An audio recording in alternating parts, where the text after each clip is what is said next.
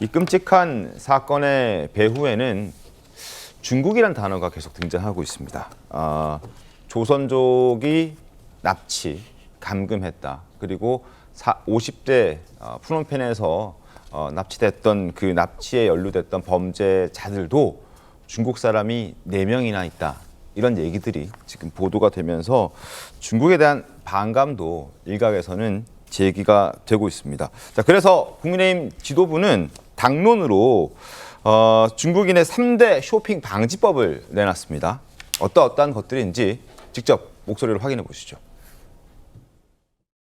중국인들은 제도의 빈틈을 파고들어서 의료 쇼핑, 선거 쇼핑, 부동산 쇼핑, 이른바 3대 쇼핑 중이죠. 바로 잡아야 할 국민 역차별입니다. 2만 원이 안 되는 건보료를 내고 7천만 원에 육박하는 혜택을 받은 중국인 사례까지 혈세 먹튀가 멈추지 않고 있습니다. 보험료는 우리 국민이 내고 혜택은 외국인이 가로챕니다.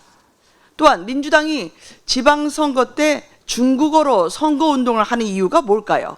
반중 시위는 혐오라고 호들갑을 떨면서 정작 반미 시위는 모른 척하는 정부의 행태를 보면 안미 경중 끝났다는 이재명 대통령의 발언은 거짓이라고 느끼게 됩니다. 의료와 선거, 부동산 쇼핑 이렇게 해서 3대 쇼핑 방지법을 국민의힘은 당론으로 채택했습니다. 정상훈 의원님 어떻게 보셨습니까? 예, 국민의힘에서 이제 이 이름을 중국인 3대 쇼핑 방지법이라고 이름을 붙였는데요. 네. 일리 있는 이야기이긴 합니다. 뭐냐면 일단 선거권 같은 경우를 살펴보면 우리 2006년부터 국내에 3년 이상 거주하는 외국인 영주권자들에 한해서 지방선거에 있어서 네. 투표권을 부여를 하고 있습니다. 그때 2006년 같은 경우에 한 6,700명 정도였단 말이죠. 근데 최근 들어서는 한 14만 명 정도로 일단 그 투표권을 가진 분들이 늘어났습니다. 이 중에 11만 명 정도가 중국인입니다. 그렇기 네. 때문에 이 특정 국가의 유권자들이 국내 선거, 물론 대선이나 총선에는 참여할 수가 없지만 지방선거에 대거 참여를 하기 때문에 어떤 특정 국가의 유권자들이 국내 정치에 영향을 미치는 거 아니냐라는 이런 우려가 있는 건 사실입니다.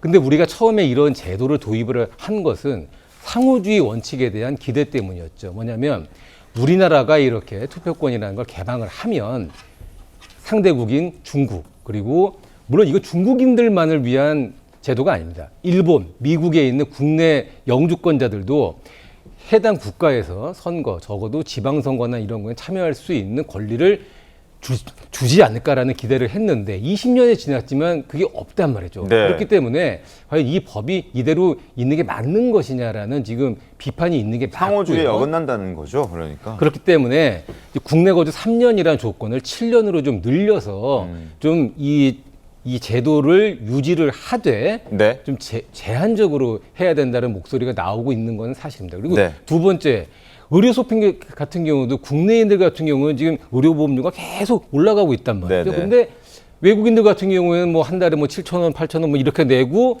7, 8만 원 내고 뭐 몇 천만 원어치를 했다. 물론 소수지만 네. 이런 경우가 있어요. 근데 이게 이제 우리가 워낙 국내에 있는 조선족들이 많기 때문에 중국인들이 이 혜택을 많이 보는 거 아니냐 이런 얘기가 또 나오는 거고요. 부동산 같은 경우도 국내인들에 대해서 뭐 각종 대출 제한이니 세금이니 이런 것 때문에 이제 아파트를 사고 싶어서 살 수가 없지만 외국인들 같은 경우에 이 예외가 있기 때문에 이것도 역시 중국인들의 혜택을 보는 거 아니냐라는 얘기가 나와서 중국인 3대 쇼핑 방지법이라는 이름을 했는데 저희가 봤을 때 조금 좀 우려스러운 건 뭐냐면 지금 사실 아파트 같은 경우에 얼마 전에 보도가 나왔지만 가장 많이 한강 주변에 아파트를 보유하고 있는 건 또 미국인들이거든요. 그렇기 때문에 이 문제는 어떤 외국인과 한국의 상호주의라는 입장에서 우리가 부족한 법을 개정을 하고 보완을 하면 되는 건데 여기에다가 중국인 3대 쇼핑 방지법이라고 이름을 붙이는 순간 본질과는 무관하게 어떤 특정 국가에 대한 어떤 혐오 정서로 이어질 수 있는 우려가 있습니다. 그렇기 때문에 정치권이 이 문제를 접근할 때는 조금 더 냉정하게 그리고 실사에 근거해서 접근하는 게 바람직하지 않을까라는 그런 걱정이 있는 것도 사실입니다. 알겠습니다. 신경민 의원님 어떻게 보셨습니까? 글쎄 이렇게 지금 정치권이 뭘 얘기를 할 때 한 2개, 3개 묶어서 이렇게 하면은 어필은 하죠. 그런데 문제는 이 김은혜 의원이 얘기하는 세계가 사실 입증은 좀 안 돼 있어요. 김은혜 의원이 이런 얘기를 할 때는 충분한 근거와 통계 숫자를 가지고 얘기를 해야 되는데요. 네. 하나하나 보면은 의료, 물론 이런 사람 꽤 있습니다. 네. 저도 지역구가 영등포였기 때문에 굉장히 많은 조선족과 내지는 중국인 내지는 또 제3국인들이 있는 경우에 해당해요. 그래서 이 사람들을 많이 만나봤어요. 네. 또 지역에는 이런 분들이 더 많습니다. 지방 네. 쪽에는.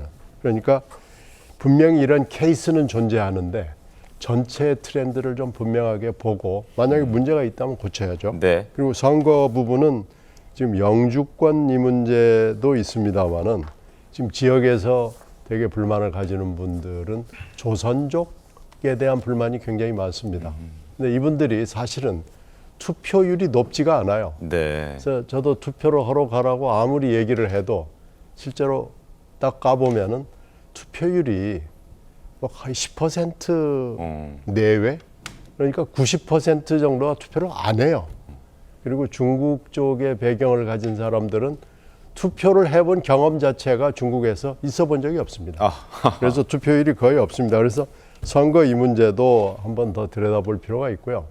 상호주의 문제도 있지만은 다른 나라의 경우에는 영주권을 가진 사람들한테 투표권을 주는 경우가 없습니다. 우리나라 미국에 가 있는 교포들이 영주권을 가지고 10년, 20년 있어도 투표 못 합니다. 네. 그러니까 이제 이 문제는 원칙을 한번 들여다볼 필요가 있다라는 거고요. 부동산은요, 그냥 중국 사람들, 이 부동산을 산 사람들이 눈에 띄는 건 분명해요. 이것도 의료와 마찬가지로 한번 전체 추세를 보고 얘기를 해야 되는 건데요. 이렇게 싼뜻하게 3대 쇼핑 이렇게 하면은 딱 어필은 하지만 네. 또 피부에 와닿을 수도 있지만은 이게 좀 정확성에서는 아직 검증은 되지 않았습니다. 알겠습니다.